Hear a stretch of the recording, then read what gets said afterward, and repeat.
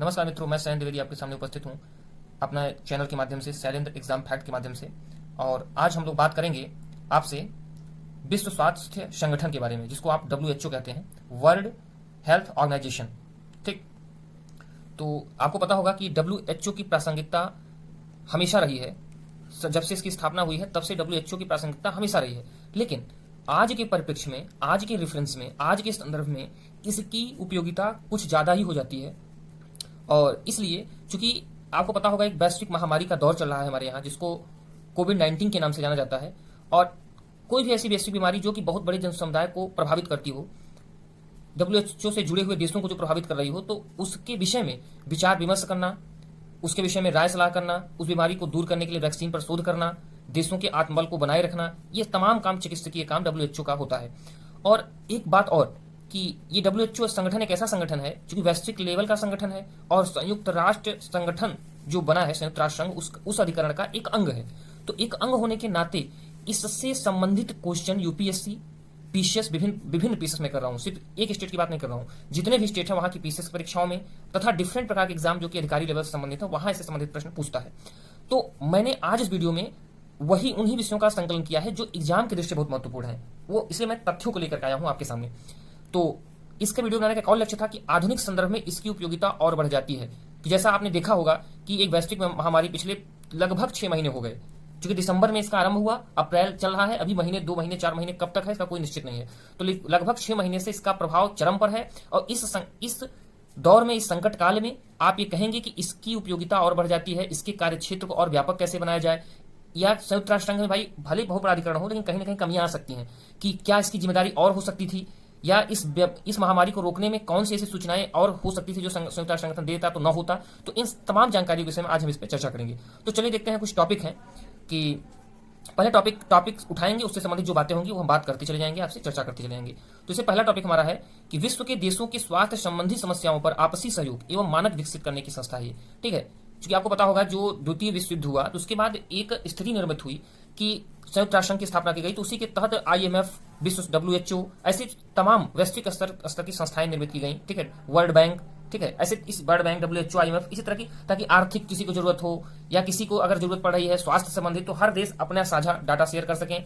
किसी देश में कोई दिक्कत आ रही है तो अगर किसी ने किसी बीमारी से निजात पाने में कोई तरीका अपनाया है तो क्या वो तरीका दूसरे देश के लिए कारगर सिद्ध हो सकता है क्या, तो ये बातें अन्य देश को बता सके, या कोई देश इसमें सक्षम है, कहते परिवार बनाया गया इसमें। तो मैंने लिखा जैसे विश्व के देशों के स्वास्थ्य संबंधी समस्याओं पर आपसी सहयोग एवं मानक विकसित करने के लिए। आपसी सहयोग की बात मैं कर रहा हूं, तो जाहिर सी बात, मान लीजिए कोरोना का ही कोई देश अगर वैक्सीन बनाता है तो वैश्वीकरण हो जाने के नाते उसका दायित्व बनेगा, अगर वो संगठन का सदस्य है तो अन्य देश की सहायता करे। ठीक, तो ये संयुक्त राष्ट्र संगठन का उत्तरदायित्व हो जाता है। नेक्स्ट पॉइंट देखते हैं, इसमें 194 सदस्य देश हैं, 2 संबद्ध देश हैं। ठीक है, आपको पता होगा जितने भी देश हैं पूरे वर्ल्ड में, कुछ ऐसे देश हैं जो इसकी सदस्यता जिन्होंने नहीं ली है, लेकिन मैक्सिमम देशों ने, आप कह सकते हैं 90% के एवं देशों ने इसकी सदस्यता ली है। अगला हमारा टॉपिक है, यह संयुक्त राष्ट्र संघ की एक आनुषांगिक इकाई है। आप देखते होंगे कि अक्सर आपको यही शब्द मिलेगा, आनुषांगिक। एक्चुअली आनुषांगिक का मतलब होता है कि वो से आपका मुख्य अंग होता है, और कुछ अंग ऐसे होते हैं जो मुख्य अंग से संबद्ध होते हैं, जुड़े होते हैं। तो यह संयुक्त राष्ट्र संघ से एक अगर शरीर है तो उससे जुड़ा हुआ एक अंग है, मतलब कह सकते हैं गौड़ संस्था है। एक्सीडेंटल मतलब अपना कार्य अंदर अंदर तो करती रहती है, लेकिन जब कोई महामारी या कोई बहुत बड़ी बीमारी आती है, लोगों के जीवन स्तर को उठाने के लिए हमेशा कार्य करती रहती है। जैसे कितने लोग कुपोषित हैं, उनको अच्छा पोषण कैसे उपलब्ध कराया जाए, ये हमेशा कार्य करती है। लेकिन ये एक्सीडेंटल है या गौड़ संस्था है, ये अपना कार्य कुछ बड़ी बीमारियों के समय प्रमुखता से करती है, इसका इसकी जिम्मेदारी बढ़ जाती है, इसीलिए इसको एक गौड़ संस्था कहा गया। ठीक है, आगे चलते हैं। मतलब ये जितने फैक्ट्स बता रहा हूं उससे आपको 10 क्वेश्चन निकल गए। अगला क्वेश्चन देखिए, अगला क्वेश्चन क्या बन सकता है, बनता है, कई जगहों पे बनता है। इसकी स्थापना 7 अप्रैल 1948 ईस्वी में की गई थी। जैसा कि मैंने आपको बताया कि 7 अप्रैल 1948 ईस्वी में इसकी स्थापना की गई। ठीक, किसकी, संयुक्त राष्ट्र संघ की। ठीक, उसके बाद नेक्स्ट टॉपिक हम पाएंगे कि इसका उद्देश्य देख लेते हैं क्या है। संसार के लोगों का स्वास्थ्य ऊंचा करना, ये मैंने शॉर्टकट उद्देश्य लिखा है। मैंने कहा कि आपको कम शब्दों में मैक्सिमम जानकारी मैं दूंगा, मेरा टारगेट रहता है। तो संसार के लोगों का स्वास्थ्य ऊंचा करना, ये तो मुख्य जो आपका है उद्देश्य, लक्ष्य है। लेकिन एक और इसके सिवा इसके और लक्ष्य है, जैसे पोषण स्तर को उच्च करना, मृत्यु दर कम करना, ठीक है, और तमाम बीमारियों से लोगों को दूर करना। जैसे कि अभी ये इसका भी काम है, जैसे मलेरिया उन्मूलन, जिस दिन मलेरिया से प्रभावित है, इबोला देखें अभी फैला था एक वायरस दक्षिण अफ्रीकी देशों में, तो उसमें भी संयुक्त राष्ट्र संगठन ने बहुत बड़ी भूमिका निभाई। ठीक है, और इसी तरह की जो वायरस HIV के संदर्भ में इसने तमाम जागरूकता अभियान चला करके, बहुत से HIV के संस्थान की फंडिंग करके, उनको सलाह दे करके उस संदर्भ में काम किया। तो ये मुख्य उद्देश्य संसार के लोगों को स्वास्थ्य, और स्वास्थ्य के संदर्भ में जो जो चीजें आ सकती हैं, ठीक है, जैसे कि मैंने बताया कि पोषण, जो भी चीजें आ सकती है, उनके जीवन स्तर को ऊंचा उठाना, तो वो सारा काम इसका है। ठीक, मुख्यालय देख लेते हैं। इसका मुख्यालय स्विट्जरलैंड देश के जिनेवा नामक स्थान पे है। ठीक है, कहां पर है? स्विट्जरलैंड देश में। ठीक, ठीक है। अगला पॉइंट देखिए आप, इसके महानिदेशक कौन है? आप जानते होंगे कि संयुक्त राष्ट्र संघ के जितने भी अधिकरण है, जैसे महासभा हुई, ठीक है, जितने भी अधिकरण है, WHO हुआ, IMF हुआ, तो हर के एक कोई ना कोई लीडर होता है उसका, तो एक मेन होता है। तो इसके जो महानिदेशक हैं वो हैं इथियोपिया के डॉक्टर एडरेनाम गैब्रिएसस। ठीक है, एडरेनाम, ज्यादातर आप देखेंगे एडरेनाम शब्द मिलेगा। ठीक है, ये विश्व स्वास्थ्य संगठन के इससे महानिदेशक हैं। ठीक है, आप कह सकते हैं मेन डायरेक्टर। चलिए हम आगे देखते हैं मोनो। कुछ एग्जाम्स ऐसे हैं जहां की आप देखते होंगे वहां पर मोनो चित्र बना देता है, और मोनो अलग अलग तरीके का रहता है। अब मान लीजिए आपको भारतीय पैरामेडिकल का जो मोनो होता है वो भी दिया रहेगा, और WHO का मोनो दिया रहेगा, और कुछ अन्य स्वास्थ्य संस्थाएं हैं उनका मोनो दिया रहेगा। तो आप पहचान लीजिएगा कि एक इस तरह के गोले बने रहेंगे 4-5, ठीक है, और उसमें इस तरह से कटिंग होगी 90 डिग्री पर, ठीक है। इसमें कुछ दीपों के चिन्ह बने होंगे, और आप, मैं एक ट्रिक के तरीके बता रहा हूँ। और एक आप जैसे गेहूं की जो गांव में से संबंधित हो गया, कभी देखा होगा गेहूं के बाल कहते हैं उसको, जो गेहूं पका जब रहता है, मतलब कटाई के पहले, तो ये इस तरह से बाल टाइप का दोनों साइड रहेगा। तो आप समझ लीजिए कि संयुक्त राष्ट्र संगठन का ये मोनो, WHO का मोनो है ये, ओके सॉरी, WHO का मोनो है। तो मोनो भी आप जानते रहेंगे, क्योंकि हम डिटेल जानकारी लेंगे। तो ये संयुक्त राष्ट्र संगठन का जो अधिकरण WHO है उसका ही मोनो है। ठीक है, मैं बार बार इसलिए कर रहा हूं, कभी पूछ सकता है कि आपको ये पता होना चाहिए कि संयुक्त राष्ट्र संगठन का ही एक अधिकरण है। ठीक है, उससे संबंधित एक संस्था है, और गौड़ संस्था है। मैंने बताया अनुषांगिक का मतलब होता है गौड़ संस्था है, मुख्य नहीं।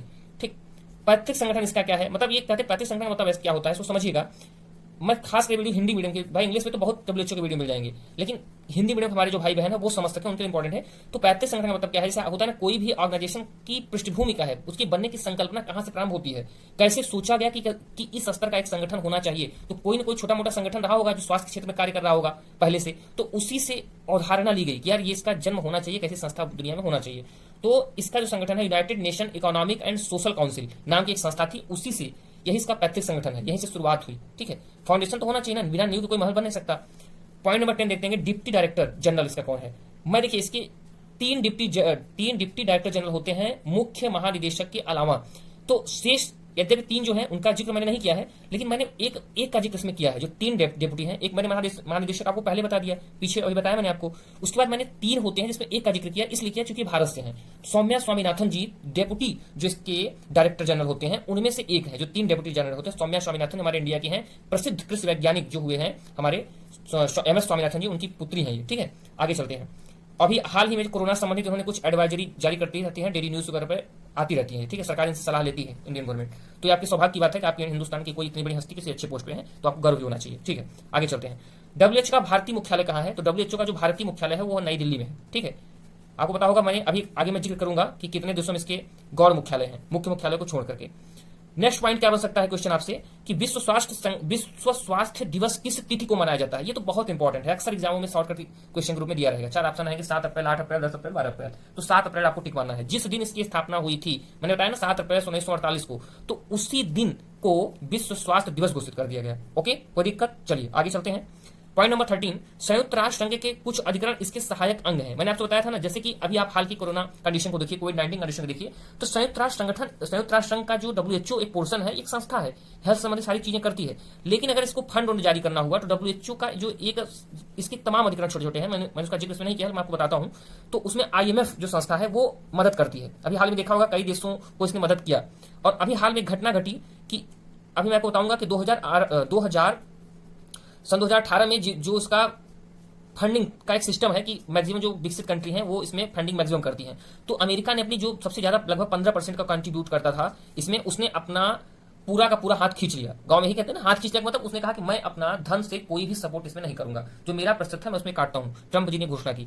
तो मैंने इसे बताया कि तमाम देश पैसा देते हैं विभिन्न संस्थाओं के माध्यम से, तो वहीं से इसका एक फंड बनता है जिसके जरिए जो भी जिस देश को ये समझता है कि हाँ ये देश संकट में है, स्वास्थ्य की स्थिति में, तो उसको ये ऋण उपलब्ध कराता है। ठीक, चलिए अगले पॉइंट को चलेंगे हम। हाँ चलिए दोस्तों, और जैसा कि मैं पॉइंट नंबर 30 में जिक्र कर रहा था, संयुक्त राष्ट्र संघ के कुछ अधिकरण, तो मैंने बताया था IMF वगैरह इसी के अंतर्गत आते हैं। इनका काम है फंडिंग करना। ठीक है, इंटरनेशनल मॉनेटरी फंड। ठीक है, इसके जरिए ये विभिन्न देशों को आर्थिक सहायता दिया करता है। तो अभी जैसे कोविड-19 की कंडीशन है, देखिए अब इसकी उपयोगिता मैं आपको समझा रहा हूं कैसे काम करता है, क्योंकि समय अच्छा है इस दृष्टि इस वीडियो के लायक। तो आज कंडीशन, हर देश को जरूरत है मनी की। तो अभी जैसे कि हाल ही में लगभग 1 लाख करोड़ हिंदुस्तान को उसने क्या दिया? ऋण दिया। किस लिए? कोविड-19 की बीमारी से अच्छी कारगर तरीके से निपटने के लिए, ताकि स्वास्थ्य संसाधनों में कोई कमी न पड़े। ठीक, और इसी समय इस संस्था ने क्या किया कि 20,000 करोड़ लगभग पाकिस्तान को दिया। ठीक, तो पाकिस्तान थोड़ा से खफा भी है कि उसको कम भारत के तुलना में सहयोग दिया गया, तो इससे थोड़ा नाराज भी है। तो आप इससे अंदाजा लगा सकते हैं। इसी तरह इसने अन्य तमाम कंट्रीज को मदद की, और अभी जो तमाम जो डेवलपिंग कंट्री हैं और जो पिछड़े कंट्री जो इसके सदस्य हैं, अभी तमाम ऐसे देश जो पिछड़े हैं, जो अपनी हेल्प नहीं कर सकते, उनको भी इन्होंने मदद की इस संगठन ने। तो इससे ये बात समझ में आती है कि इस संगठन की उपयोगिता एक्चुअली ऐसे समय में ही समझ में आती है कि वास्तव में इस संगठन की उपयोगिता क्या है। जब हमारे जीवन में प्रश्न बनता है कि IMF, ठीक है, WHO, इन संस्थाओं की उपयोगिता क्या है हमारे लिए, तो ये चीज हमें तब नहीं समझ में आएगी जब ये सामान्य कंडीशन, इसको जीएस की दृष्टि पढ़ेंगे, तब समझ में आएगी जब ऐसी कोई कंडीशन या आपात कंडीशन, स्वास्थ्य आपात, जैसे इस समय स्वास्थ्य आपात की स्थिति है, तो ऐसी संस्थाएं उभर करके प्रमुख भूमिका निभाएंगी, तब इनकी कंडीशन समझ में आती है। क्योंकि एक बहुत से ऐसे देश हैं, आप विश्वास नहीं मानेंगे, अफ्रीकन जो 194 देश के सदस्य बने हैं, वो अपना खर्च बिल्कुल भी नहीं उठा सकते स्वास्थ्य का। तो इन देशों के जरिए मान लीजिए आज इनकी हेल्प कर दी, धीरे धीरे करके 2 साल 4 साल में अपना कर्ज धीरे चुकता कर देंगे, नहीं भी देंगे, कुछ ऐसे कंडीशंस होती हैं उसमें, तो वो उसके भी कंडीशंस तमाम है, लेकिन धीरे धीरे अपना कर्ज को दे सकते हैं वो। तो ऐसी कंडीशन में काफी सहायक होते हैं संगठन। ठीक, चलिए, उम्मीद है कि ये पॉइंट आपको समझ में आया होगा। उसके बाद हम चलेंगे अगले पॉइंट की ओर। असेंबली के पहले प्रेसिडेंट, जो इसकी WHO जब बना तो इसका एक असेंबली गठित की गई। ठीक है, तो उसमें जो पहली प्रेसिडेंट बनाई गई वो है एंड्रिजा स्टेम्पर। एंड्रिजा स्टेम्पर इसकी पहले प्रेसिडेंट नियुक्त की गई। कभी कभी एग्जाम से ये भी प्रश्न पूछ लेता है कि WHO की पहली प्रेसिडेंट कौन है। क्योंकि मैं देख रहा हूं कि हाल ही में एक एग्जाम हुआ था जिसमें अनंतिम मतलब होता है सबसे लेटेस्ट आंकड़ा न पूछ करके पहले को पूछा था, तो उस हिसाब से पहले और लास्ट को ध्यान में दोनों को रखना चाहिए। इस दृष्टि मैंने इसका भी संकलन कर लिया।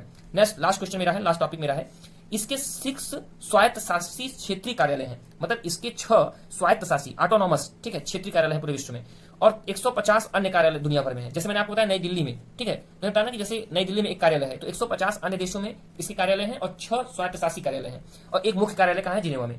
तो दोस्तों उम्मीद करता हूं कि आज मैंने आपको विश्व स्वास्थ्य संगठन WHO के बारे में जो भी इंफॉर्मेशन दी वो आपको काफी अच्छी लगी होगी। आपके जो सुझाव और कमेंट्स हैं वो मेरे कमेंट बॉक्स में आमंत्रित हैं। आप इससे संबंधित जो जानकारी है या जो भी सुझाव आप देना चाहते हैं, जो कुछ एक्स्ट्रा जानकारी आप चाहते हैं संबंधित, तो आप मुझे वहां पर अपने कमेंट्स के माध्यम से दे सकते हैं। और जो मेरा भरसक अपना प्रयास रहा है कि मैं वही आपको जानकारी दूं जो आपके एग्जाम के दृष्टि से महत्वपूर्ण है, और एक आम व्यक्ति या आम प्रतियोगी छात्र के लिए जरूरी है कि वो अपने इस कंडीशन में हर व्यक्ति जान सके कि संयुक्त स्वास्थ्य जो संगठन है, ठीक है, वो होता क्या है, WHO होता क्या है, वर्ल्ड हेल्थ ऑर्गेनाइजेशन होता क्या है, इसकी भूमिका क्या है, ठीक है, इसके प्रेसिडेंट कैसे कैसे होते हैं, इनकी नियुक्ति कैसे होती है, इसकी स्थापना कब हुई, इसका कार्य क्या है, ठीक है। तो एक आंशिक जानकारी जो हर व्यक्ति को जाननी चाहिए, अगर एग्जाम नहीं भी रहा तो भी उसको इसकी जानकारी होनी चाहिए, तो वो आज मैंने आपको प्रोवाइड कराई। उम्मीद करता हूं ये वीडियो आपको अच्छा लगेगा। इसी तरह की वीडियो और लेटेस्ट जानकारी विभिन्न चीजों से संबंधित संगठनों के विषय में जानने के लिए आप हमारे चैनल साइलेंट एग्जाम फैक्ट को लाइक और सब्सक्राइब कर सकते हैं। धन्यवाद।